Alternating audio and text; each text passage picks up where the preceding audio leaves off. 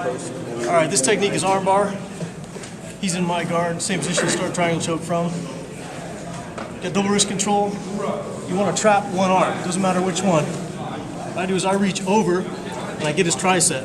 That keeps him from pulling back and from pulling up. So I've got his wrist, I got his tricep. From here, let go of his wrist, I'm gonna get his shoulder. I don't want him to posture up and pull out. So I keep his posture down.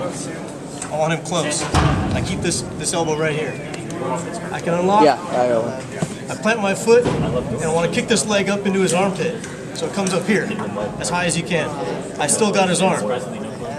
I can re-grab his wrist. I make sure his thumb is oriented up. Cross there. Hips up. Keep this to your chest.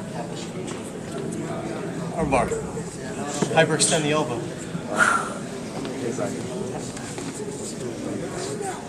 So, from the guard, trap one, keep his posture down, unlock, slide up, high as you can, get that wrist again, hips up, armbar.